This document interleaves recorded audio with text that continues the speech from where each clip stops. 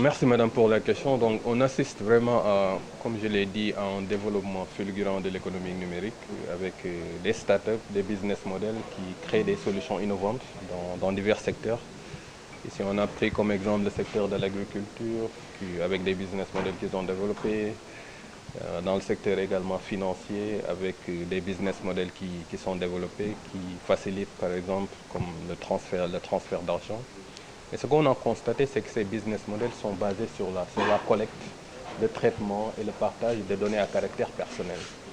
Et sur le plan réglementaire, on a réfléchi sur la question de savoir est-ce que le cadre est idoine pour un peu développer ces business models-là.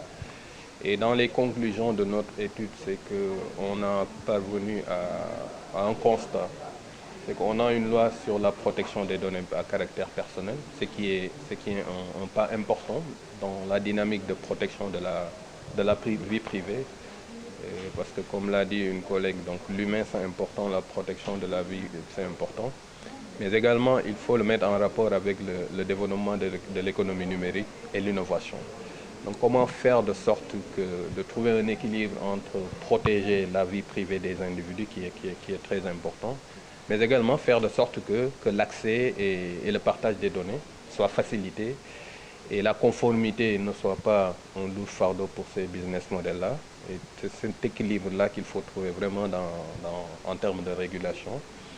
Et ce débat est très actuel parce qu'on est dans une dynamique dans l'optique de révision de la loi de 2008 sur les données à caractère personnel.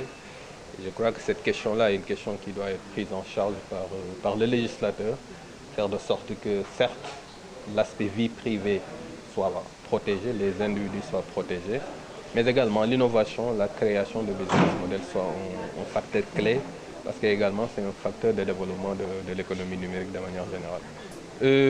Comme je l'ai dit, on assiste maintenant à un développement de l'agriculture numérique. Il y a beaucoup de solutions numériques qui sont relatives au temps, à la culture et les techniques d'agriculture. Et ces données, ces solutions numériques sont également basées sur la collecte de données personnelles, de données non personnelles, et ce qu'on appelle également des données agrégées, que l'on appelle communément Big Data. Et donc il y a une importance d'avoir un cadre réglementaire qui facilite les entreprises qui développent ces solutions-là à accéder aux données. Sur le plan législatif, on note vraiment une fragmentation des dispositions qui sont applicables. Maintenant, ici, l'idée, c'est de réfléchir dans une dynamique de mise en cohérence, de mise en harmonie de toutes les dispositions législatives ou politiques qui peuvent avoir un impact direct et indirect dans le développement de ces solutions innovantes-là, non seulement dans le domaine de l'agriculture, mais également dans le secteur financier.